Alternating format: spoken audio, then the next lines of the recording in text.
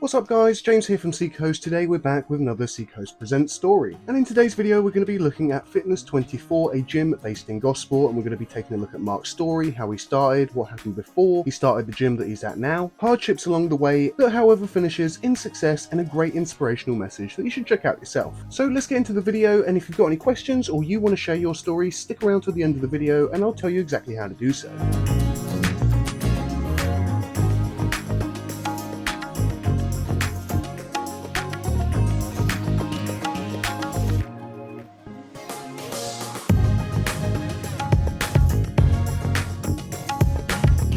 Yeah, been here for 6 years. It's Gosport Fitness 24 Gym and Health Club. Yeah, it's been a roller coaster 6 years, but it's been rewarding. It's helped a lot of people. More so, we realised that after COVID, because the mental health issues and everything else. People that we had coming in here before, prior to that, some of our older clients, in their 80s. Found it really difficult to come back after COVID, really difficult.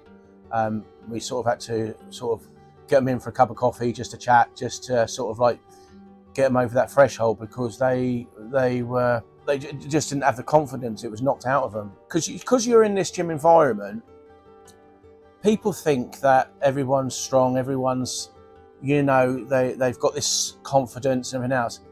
And actually it's the other way around, because everyone's here for different reasons, some medical, some their own self-esteem. That it's not as clear cut as many people think. And when they come over that threshold, over that door, that's when they realise actually it's a lovely, it's a lovely place. People are lovely. It's a community sort of spirit, and I've seen that. And as I said, I've seen people in the car park sitting in their cars, not wanting to get out of the car. And the staff, myself, and members, everyone alike is so friendly, and people feel that when they come in, and it's been great. But it was really hard work after COVID for getting people in. You had your issues of people didn't want to get any worse, get any contact with people. We had all those issues, but the main issues I felt were the mental issues, the mental health issues. It knocked people for six, and they've got parents, and they've got elderly, grandparents, and they don't want to catch something in case they pass it on to them. But also, I can't stress it enough, to be honest. And if I do feel that if the government understood how much this helped people, not just my business, but fitness. Helps people's minds. It can't solve mental health, but it can certainly prepare you and make you stronger to deal with certain things. And so more so after the COVID, I think we all realised, me as an owner, the instructors here, and each other member realised how delicate we all are, really. If I go back 30 odd years, which is where it sort of started for me, really, probably even longer than that. I'm 56 years of age, so I started training at 13 at Don Styler's gym in Gosport, which we all did in my era, and that gave me the love of the training. I joined the army, worked as a PTI in the army, always had an interest, played rugby. Always been about fitness for me. To be honest, prior to that, I never done any sort of fitness at all. I found fitness when I went to school. I was a little tubby sort of lad that couldn't run anywhere. Before I knew it, I'd done 100 metres and just thrashed It just went from there. I joined Gosport Rugby Club when I was 12. I was just a natural player. I went up to play for Hampshire, went to play for England schoolboys, joined the army, played for the army. And so fitness has always been my thing. I opened my first gym in Fareham. I did have a gym at home, which I used to instruct people.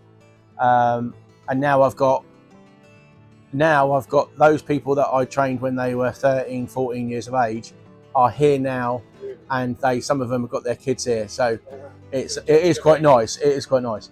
But I opened a gym up in Fareham solely because initially what I was looking at doing is making gym equipment. So I learned how to weld. I wanted to put gym equipment together. So I went to a company, they taught me how to weld, and I started doing that. To fund that, I started selling supplements, protein powders, all the different supplements and clothing. And I used to go in my little van round to gyms and sell the clothing and stuff like that. And I had a gym in Fareham that I used to visit and sell them their clothing. And they never paid me once, so then they never paid me again. And when I went there the sort of fourth or fifth time, the guy just chucked the keys at me and said, "Have my bloody gym."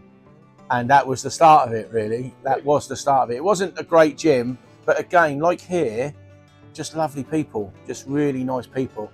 And because I was a youngster, we used as a gym, we all like go, "Oh, I'd love to have my own gym." And that's what it did. It went from there. And then about a year later, I had the opportunity for a bigger premises in Fareham. And I opened up a big free weights gym there, got involved in weightlifting. Not me personally, but I bought the weightlifting equipment, which is very expensive, Eleiko equipment. And then I had the British team coming down, the athletics team, footballers I had coming, because we had all the proper equipment.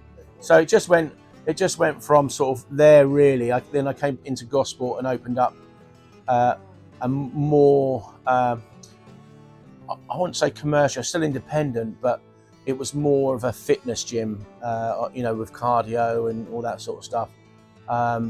And I went from having a gym with 100 sort of members to a gym that had 600-700 members, and it was just amazing, really. That was in Gosport. That was down in Thornton Road in Gosport. And then it was dark. And then I wanted to grow, so I had one in Fareham and I had one in Gosport, and my ambition was I can put these places. And I was really keen on powerlifting, really keen on weightlifting, and just general fitness for people. So then what I did is I looked to go to Portsmouth. I got in touch with this guy in Portsmouth who had a gym there. This is where it all sort of fell and went pear-shaped, really, because I got involved with him, but he obviously saw the greener side of me at that time and took advantage of what I wanted to do, and then started I joined up partnerships with him. Then he sort of basically took money from our accounts and done all this stuff that wasn't great.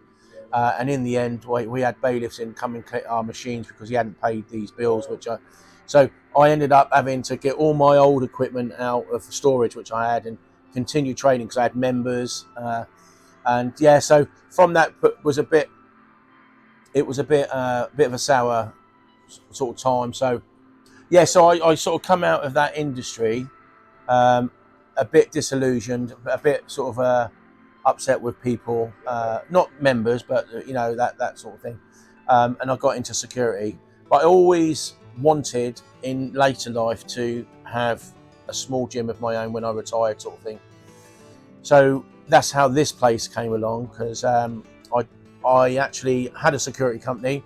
When this place first opened, I put the fire alarm system and I put everything in here. So I met the lady that actually owned the first gym, which I think was Body Vision, a lady called Yvonne. She had won the lottery, actually, and that's how she and her boyfriend lived in Gosport. So I used the gym, but I always felt that she never utilised it in the right way. There were certain areas I thought I could do this or I could do that, but we all can do that. But I went off. One day, me and my son were driving down the road, and I'm in the process now of thinking I've got some units. In the next over the next 5 years, I'm going to look at opening up a little free weights gym for myself and have a few customers. As we got to the traffic lights here, little thing come up on my Facebook to say they were selling gym equipment. So we quickly whipped in, and I come in and met the guy in here. And there wasn't a lot of stuff left in here, to be honest. They were just selling the equipment off, yeah. And the guy said to me, we got a lady coming in at 12 o'clock. She's going to open up a gym in Gosport. So she's looking to buy everything. I said, so she hasn't parted with any money or anything? He went, no. And I said, okay, can you get the owner out on the phone? And I had a chat with him, made a deal with him, and I had the whole lot. But I didn't intend to be in this building. I intended to take the equipment and store it, and then when I'm ready and sell off what I didn't need. But then I started to look at the building. I started to speak to a lot of old members on the BIM. People contacted me, are you opening it up? And then I sort of like, chatted to the family and sort of said, yeah, we'll give it a go. And that's basically the start of that.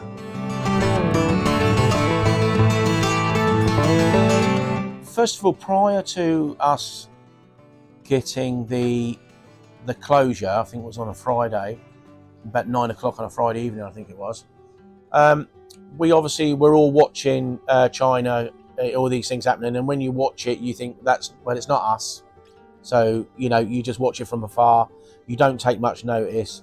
But for me, what was happening, what I was noticing, my membership was dramatically, every day I was losing 5-10 members. Then it got more and more.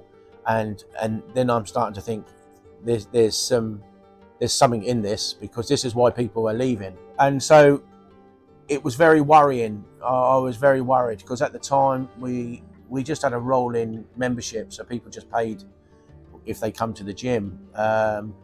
And yeah, so I probably, in all, I hit the COVID point in the March at around 800 members, and I think by the time it got announced, I was down to 470 members. Really? Yeah, Almost half. Yeah, almost halved, and I was panicking because it's how. So we were all watching it in the gym. We all watched the telly in the gym when the announcement was made, and my only bit of relief was Boris said, we're going to help small businesses. We're going to do this and we're going to do that. So I thought, and obviously none of us knew how long we were going to be closed. We never thought we'd be closed for as long as we was. So I'm thinking in the interim, at least my bills can be paid.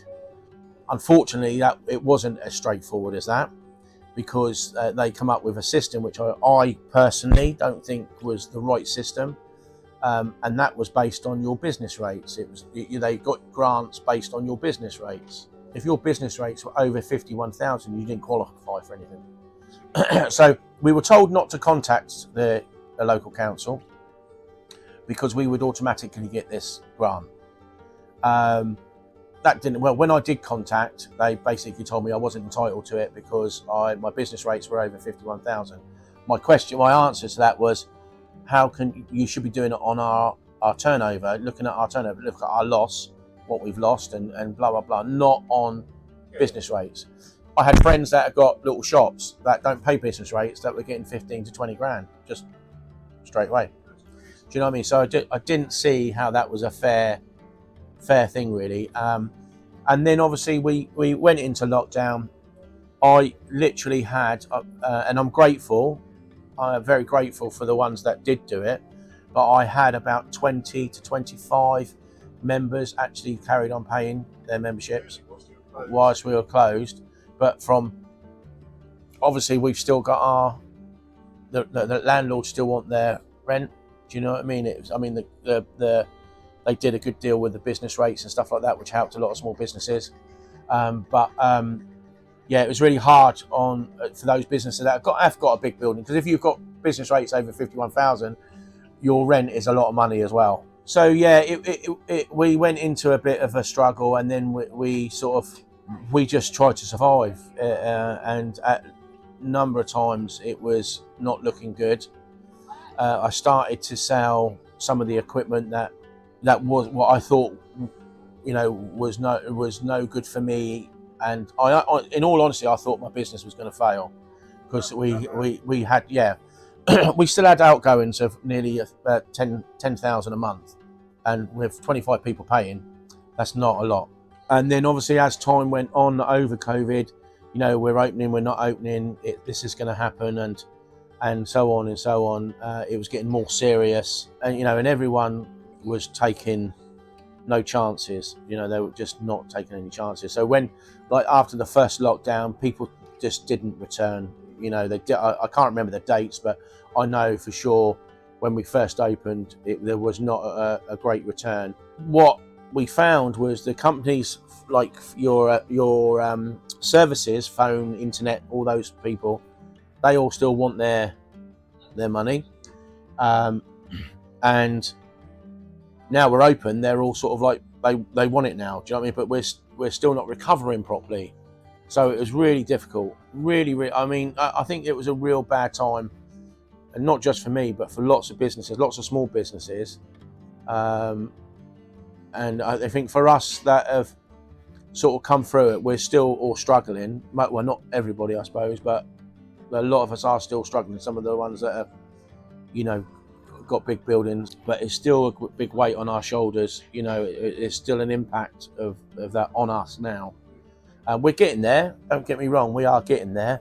I felt really lost, personally. I felt really lost, but really compelled for the people that I knew needed the gym. I think, and that was the hard thing for me. I would love to have just had a sort of a business head on and not a heart there, and just gone, right, it's not cost effective, it's not, it's not doing me any good, let's just get rid. That's that. But when you meet the people that need it, and looking forward to coming back and everything else.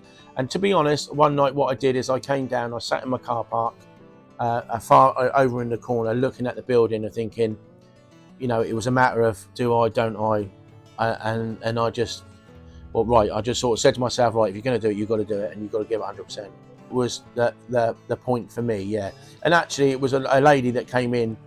She drove into the car park and just drove back round, and I knew it was a member. And I thought, yeah, we didn't speak, but I just thought, yeah, I've got to give it everything I can. If it doesn't work, it doesn't work. It's not because I failed. It's because of the situation that we're all in. But I've got to give it a go. It's a social thing. It's a habit for them. It's routine, which they lost a lot of.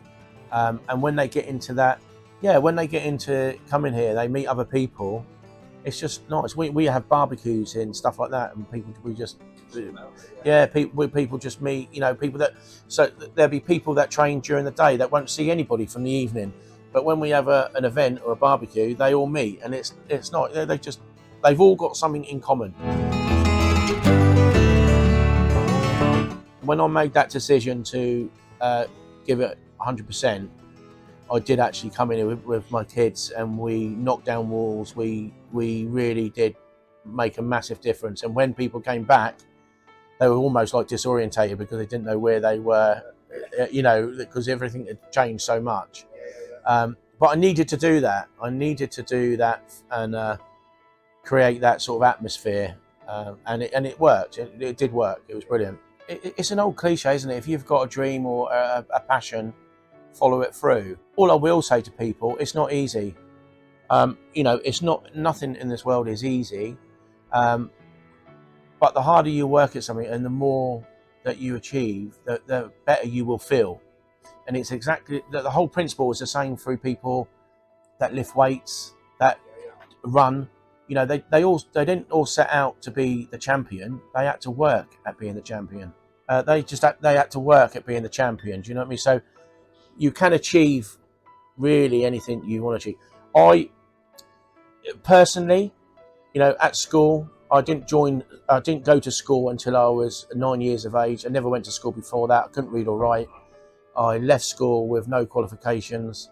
I've had completely none of that. It's just my passion and love for sport. That's and that's just driven me right the way through. And I'm very, very motivated, and I wouldn't let anything really sort of come between anything that I wanted to achieve. And I've always said to my kids and everybody around, if I can think something, I can achieve it. That is it.